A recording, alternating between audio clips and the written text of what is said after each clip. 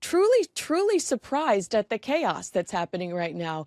I don't know if it's because I had just settled into Meghan promo mode and I was just waiting to get jars of jam thrown at my face along with whatever else. But I am truly surprised that Prince Harry is having such a crap 2 weeks. What do you think? I mean, the thing about Harry's, I've been trying to work this out, and in some ways, I say this very cautiously, but I kind of feel slightly sorry for him because he's not a clever man, he's not an intelligent guy, but he's trapped within his own culture, his own privilege, his own background. So he's so dim that he didn't really spot that a bunch of billionaires, quaffing champagne, playing polo in Florida, to raise money for dirt poor black African kids is a really, really bad look. It is the quintessence of white saviorism. And Harry is so thick, he couldn't see that. He's so dumb, he couldn't work that out.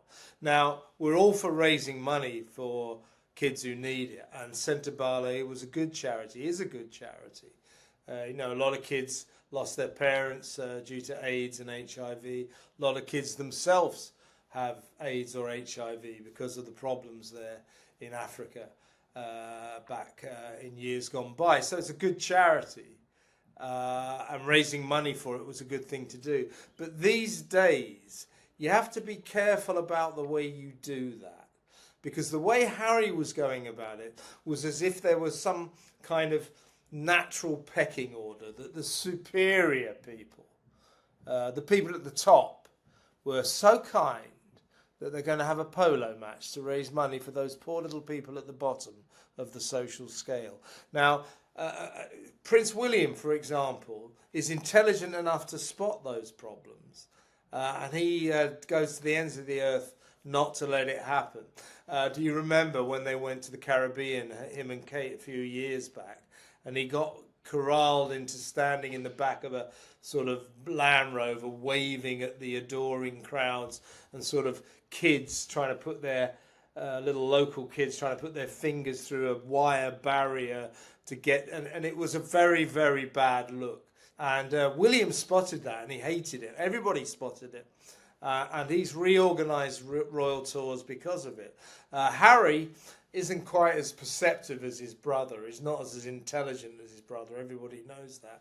And so he's been staging these awful fundraising events that look so, so bad. And still trapped within his own kind of bubble, his own privileged bubble.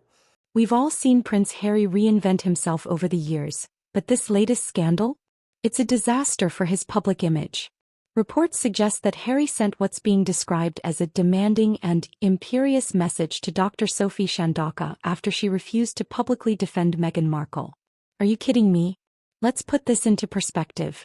Dr. Chandauka is no random royal critic. She's the chairwoman of Sentebale, the very charity Harry helped build to support vulnerable children. If she's coming out with allegations like this, you have to wonder, what is going on behind the scenes? The idea that Harry was allegedly pushing for a public show of support for Meghan is wild. It raises so many questions. Why did he feel the need to do this? I think we're gaining a picture now that he has got no idea how to deal with people like Dr. Sophie Chandauka, the chairwoman of Sentebale, who obviously doesn't take any crap from anyone and is putting this guy, this ginger prince, right in his place. And she obviously said, this is what the heart of this dispute is that resulted in Harry leaving. It is this, that Sophie was very uncomfortable about the way the money was being raised, the fundraising efforts.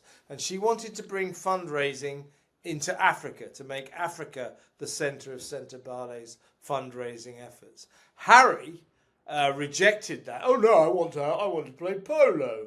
and have champagne with my friends and bring Meghan and lovely and it'd be fantastic. Raise money, you know. So she obviously has said, look, this is uncomfortable. This is wrong, but Harry can't see it. And you know, we've all seen that terrible moment where all of a sudden Harry brings Meghan along unannounced, so they didn't quite know.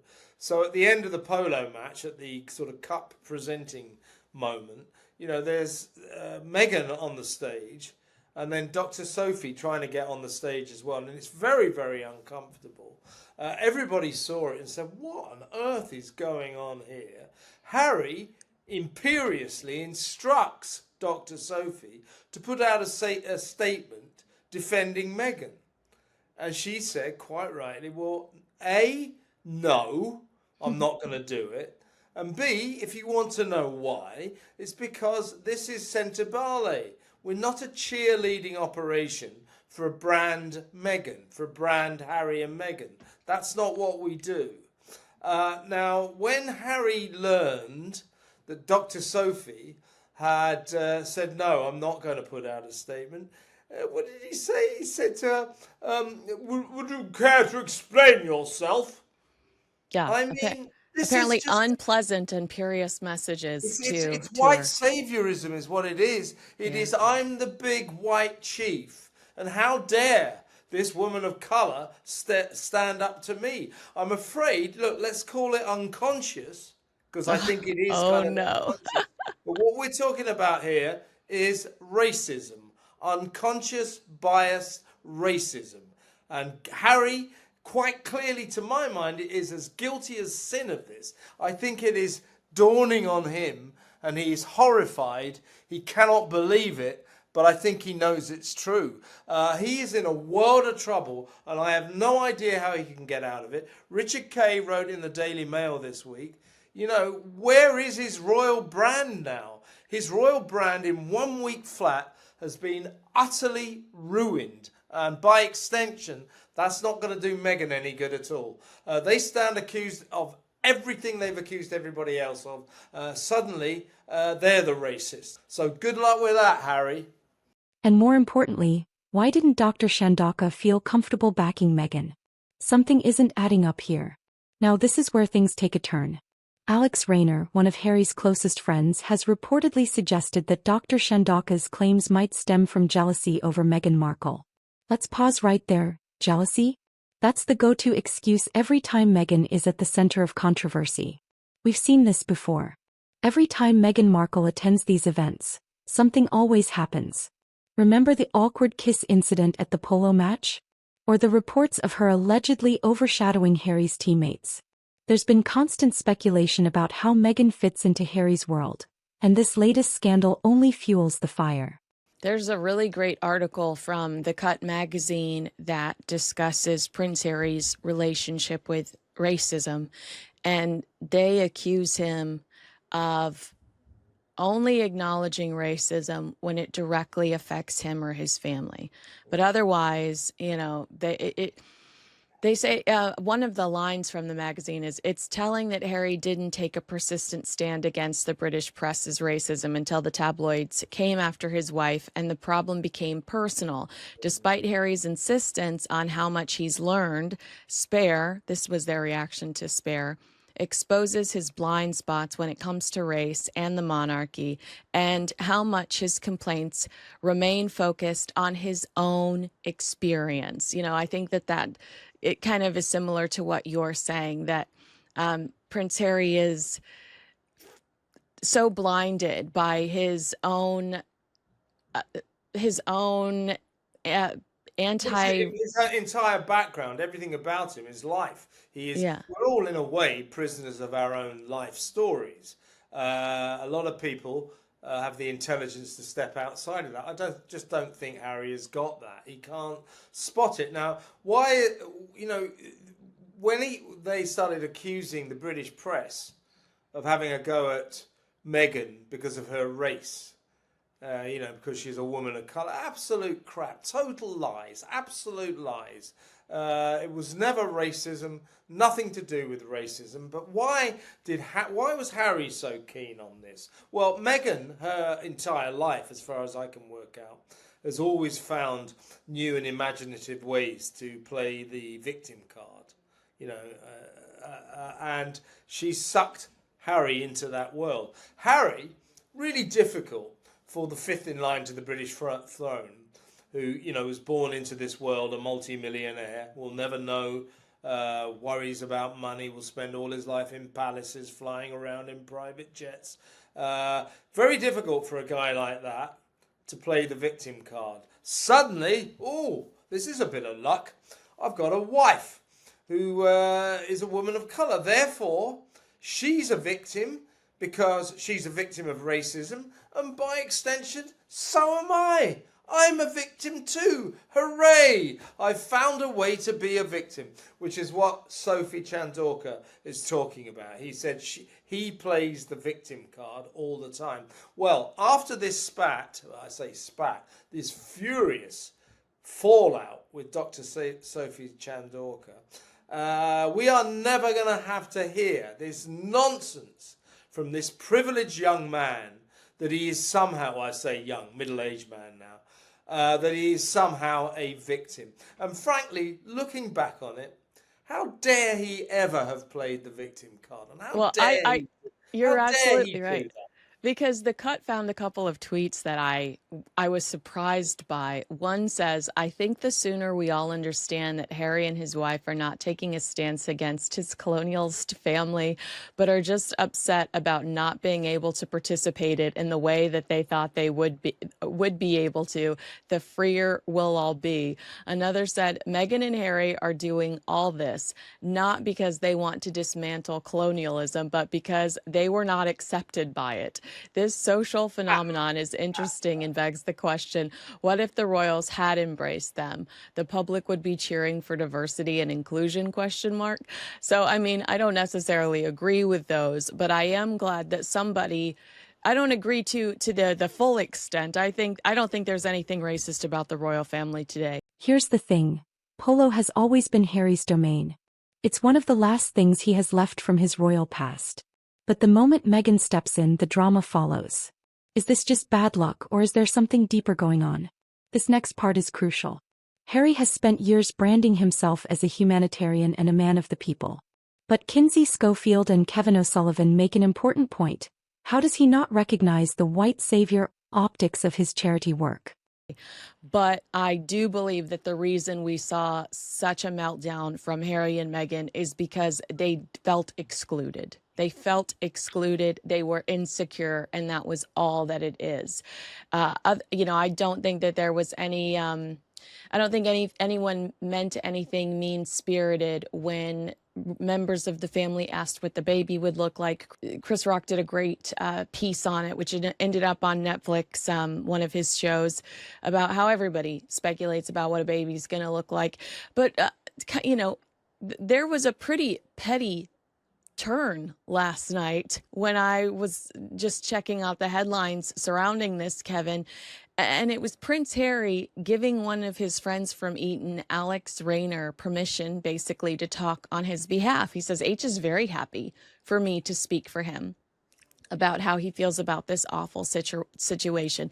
And he says Harry's heartbroken, and it's like he lost his finger. I'd say he lost something, but it's below the belt, and they're probably in a jam jar sitting in the kitchen right now. I don't know if it's his finger, but he also says that he believes some of the accusations from Dr. Sophie may possibly spring from jealousy of Prince Harry's wife, Meghan.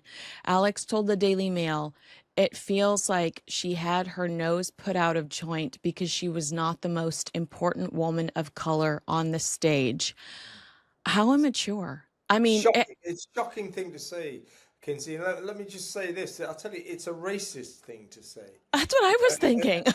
As if women of colour all fight with each other to be the top woman of colour at any event. It's a racist thing to say, a disgusting thing to say as well, demeaning to Dr. Chandauka. She doesn't deserve that. What on earth does Harry think he's playing at? Putting forward his mates, his posh mates, to speak to him. I would have said, if I was advising Prince Harry, and for the right fee, I'm available, by the way, if you're watching Your Majesty or whatever you call yourself. Well, wait, I didn't want to interrupt you before, but I will interrupt you now.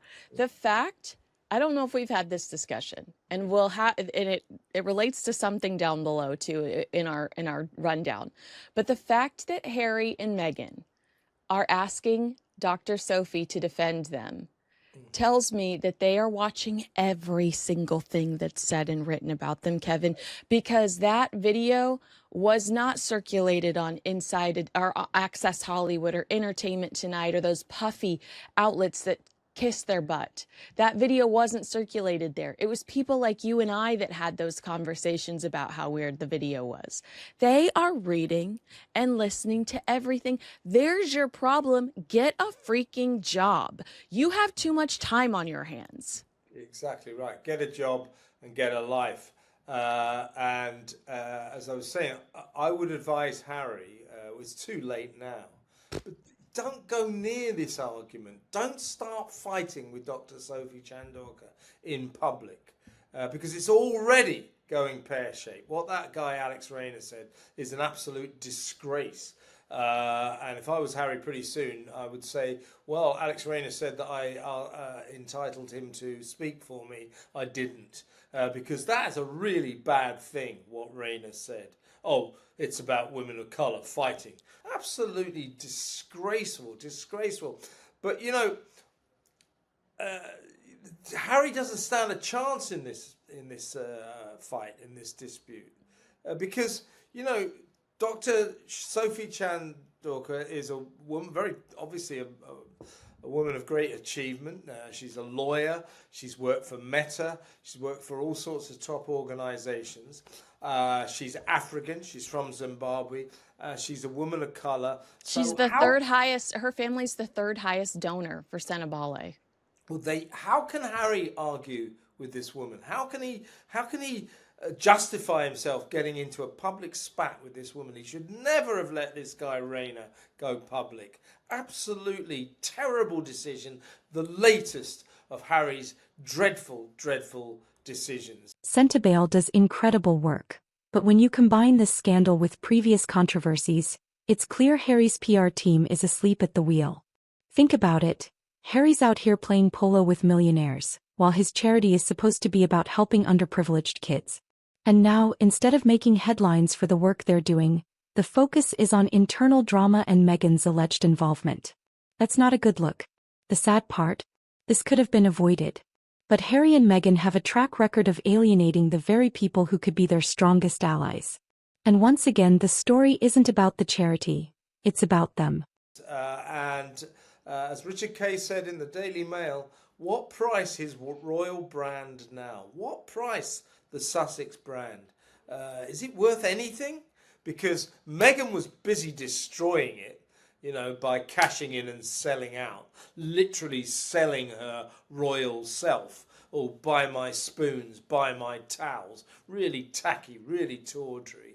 And then this row, frankly, in which, well, it's not frankly, it's a matter of fact, he's accused of racism, bullying, misogynoir, nice new word for us, hatred of black women, you know, the whole lot, mismanagement, everything. So Harry's reputation right now is in the toilet. It has never been worse. So take that, add it to old saleswoman Meg, buy this, buy that, you know, rag and bone lady flogging everything she can on the back of her alleged royal status, which is pretty low anyway. And what an awful couple. What do they think they're doing? You know, so their brand, I would maintain, is at rock bottom and will struggle to recover. So that wasn't all that Alex Rayner said. He said that he talked about how Dr. Sophie refused to defend Meghan Markle. By the way, I hope to God we see those text messages that Prince Harry sent to her, because Sentebale does acknowledge that they exist, but they told the media that they did not have permission to share the text messages, a spokesperson for Sentebale. So we know that they exist. I am curious to see them. I would love to see them. But Alex Rayner said the chair should never have let that narrative take hold, that Meghan had caused an issue.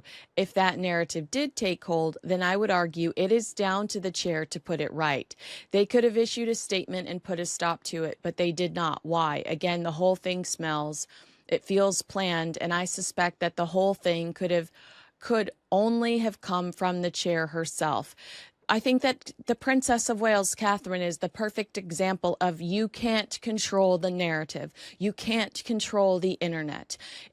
Even if she did step up and say nothing was weird, nothing happened, there would be people that would assume that Prince Harry and Meghan asked her to step in and defend her. The same way that I said to you, I think Ted Sarandos was told by the Sussexes, you need to step out and defend Meghan, after hundreds of people went off about how crappy her television show was. Yeah, Hundreds, thousands, okay, many thousands. thousands. Yeah. So I do think that this is a regular occurrence, that Harry and Meghan ask people to defend them. Yeah, you're right. You're right. And I don't Constantly think that polishing was their her own role. image. Yeah. Yeah. Constantly polishing their own image. As you say, I think you're absolutely right, Kinsey. They are unhealthily obsessed with themselves and their image and what people write. I've known a few long-term famous people in my life, people like Paul McCartney and that, and they'll tell you, you just have to get to the point where you don't bother with it. You just get on with your life. If you obsess on everything that's ever written, every picture that's ever published of you, that way madness lies. Mm-hmm. And there's something slightly unhinged about these Sussexes right now. I agree. Very odd. Harry's spinning out of control. He's got nothing to do now. Here's the kicker. This isn't just about one incident. This is part of a much bigger pattern. Harry's losing key allies left and right. First, it was his royal family. Then it was longtime friends like David Beckham and James Corden. Now, even people within his own charitable circles are speaking out. That tells you everything. Was it Hadley Freeman in the Sunday Times this week wrote that he's one of these he has an interesting new role. He is a member of the strange new breed of the husband of the influencer. And that's basically it. I mean, imagine him just following Meghan Markle around, taking her picture with an iPhone. It makes me want to kill myself. Yeah. I hate that for him. Yeah, he's the guy with the camera in the background while his wife flogs stuff. It's not a nice spectacle. And if we go back to, when they first escaped from this country, here over escaped, Brexit and all, don't forget they then announced they were going to change the world. That Archwell would change the world for the better. So what have we got? What is it now? 7 years on from their marriage. What is it? About 4 or 5 years on from Megxit. We've got a sort of cheap and tawdry woman selling tat online and on social media, and some guy accused of being a bullying, colonial, white saviour racist with nothing to do in his life. Hasn't really worked out for them, has it? No, Prince Harry did release a video today for Travelist, celebrating 5 years of Travelist, and I kind of laughed, thinking, I never even think about Travelist as a serious entity, considering the fact that you're the first person to jump on a private plane at every opportunity. So Travelist is his travel company, their initiative, or their campaigning to change the way we travel, to be more thoughtful of the environment when we travel. And I'm just like, you know what, Harry, I don't know if you're necessarily the right person to front this. Yeah. Well, this is it. But for both of them, the whole world, or most of the world, has had enough of their rank, arrant hypocrisy. Yeah. Do as we say, not as we do. You must go on ecological holidays, vacations. You must be careful about the carbon footprint trail that you leave. But as for us, we'll just get onto private jets. Yeah. Never mind that. We'll do what we want to do. We're imperious, if I can use that word. Imperiously instructing us how to behave while they have no intention of following their own orders. We have to follow their orders, but they won't. People are sick of that. Sick of that. And I keep hearing how many zillions of dollars that Meghan's going to make once she really gets into business, with As Ever and everything is up for sale. Well, let's see. I'm not convinced. I'm not convinced. You can turn popularity into money. Can you turn unpopularity into money? Infamy. I'm not so sure. Yeah. Let's talk about Meghan a bit, but I don't want to stray too far from Harry because I'd like you to respond to this quote from page 6. It says, "This new boss lady approach will certainly be needed if Prince Harry, 40, is to build upon his role as a global statesman." I'm sorry if that made you vomit in your mouth, especially in a week. Especially in a week when he was forced to step down my ass from his beloved African charity, Sentebale. So talk to me about Harry's odds at being a global statesman while being accused of bullying a self-made, highly intelligent, ambitious woman of color from her chair position, a woman that was on his board for 6 years, so they were familiar with her. And I also want to know, on top of that, consider the fact that African Parks Charity is in perpetual trouble, whether it's SA allegations or a woman was trampled and her baby died. 10 people trampled to death only last weekend by a herd Yes. of elephants that they released in the wrong place. And as you say, allegations against rangers who work for African Parks. This again is a charity that Harry is connected with, it's close to his heart. So everything he touches turns to crap. And let's be real, Hollywood isn't exactly standing by them either. They lost their Spotify deal. Their Netflix projects aren't generating the buzz they expected. And now, even Sentebale is caught in controversy? If Harry doesn't course correct soon, he's going to find himself completely isolated. So what's next for Prince Harry? The cracks are showing and they're only getting bigger. He's burned so many bridges that even his own charity is now involved in scandal. Does he realize how bad this looks? Or is he too caught up in the echo chamber to see what's happening? So talk to me about his odds at becoming a global statesman. Realistically, what can he do? Can he do it just because of his proximity to the British royal family, or does his reputation affect that? Well, no, he can't become a global statesman. He's more like a sort of global doorman for his wife. He's a bag carrier. That's all he does now. As you say, holds the camera and films her while she tries to flog us some more crap. So he can't be a global statesman. He hasn't got the wherewithal. He hasn't got the intellect. He hasn't got the charisma. He hasn't got the presence. He hasn't got the intelligence. There's no way this guy can be any kind of a global statesman. Carry on with the Invictus Games. That's an excellent project and does great work. I hope you get African Parks back together. But you've run away from Sentebale, which I think you were hasty to do, Harry. I think you should have thought about this. You want to set up a charity in your mother's name, you should think about it. You should think about your mother when you hightail it and run. And to go back to Harry, so no chance of being an international statesman. Do me a favour. But to go back to what's gone wrong with Sophie Chandauka, so, as you say, there's this impression that's been left that somehow or other, she's suddenly come along and Harry and the other trustees have gone, oh, she's awful, let's go. Well, no, she's been working there 6 years. As you say, her family are the biggest donors to Sentebale. So she's not fly-by-night. And I think that clearly their relationship has got worse and worse and worse.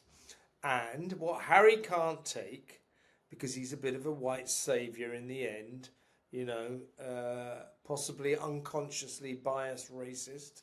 He's the one, he accuses all the rest I of know. us I of know. having unconscious bias and therefore being racist. I say there's a strong possibility, very strong, that Harry suffers from exactly that syndrome because of his background.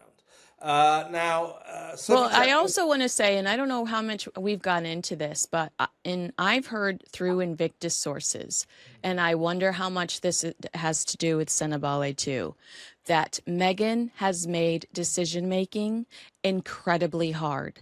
That obviously Harry has to approve everything, but now Harry, while he's sitting there communicate like you and I communicating one-on-one, Harry can't just say, yeah, that sounds great. He has to leave the meeting, take it back to Meghan, who of course is difficult, wants to make changes, doesn't understand that idea, doesn't like that idea. And people at Invictus behind the scenes are complaining about this entity that is making life a living hell. And I wonder how much that was happening at Sentebale too, where Harry, well, I mean, we know Dr. Sophie tells us she would just show up for a meeting and Harry would be like, this guy's on the board now. And she'd be like, what? Who is this person?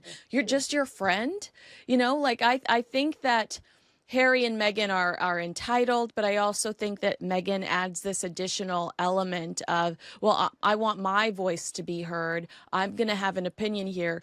And poor Prince Harry, not really, tiptoes around this woman that he chose to marry, that he voluntarily married, the dictator in heels, and doesn't want to get in trouble with her. So it takes longer to make decisions. They have to change a lot of things that they didn't necessarily want. Look at the fact that it took this woman over a year to produce a new podcast. How long have we been waiting for As Ever to launch? How long did it take for her to transition American Riviera Orchard to As Ever? She's a terrible decision maker. She is not an assertive person, and she's a pain in the ass. Yeah, exactly right. And Sophie Chandauka, I think, came to the point where she'd had enough of Harry's imperious ways, had enough of Meghan's influence on Harry. This ludicrous decision once when they had a Miami venue all ready to roll, and he suddenly at the last moment said, "Oh, I want to bring a Netflix crew."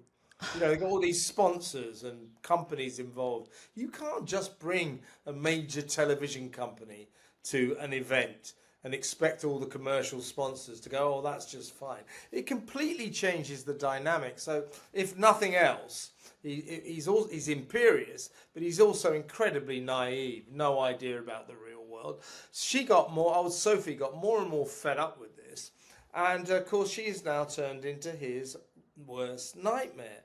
And then there's Meghan. Every time a controversy like this pops up, people ask the same question. Is Meghan Markle at the heart of it? Or is she just getting caught in the crossfire? Either way, the Sussex brand is on thin ice. If they don't start making headlines for the right reasons, their entire public image could collapse. Alright folks, that's it for today's breakdown. If you found this deep dive interesting, hit that like button, subscribe for more royal drama updates, and drop a comment below. Do you think Prince Harry is in over his head? Or is this controversy just another media exaggeration? Let's talk about it.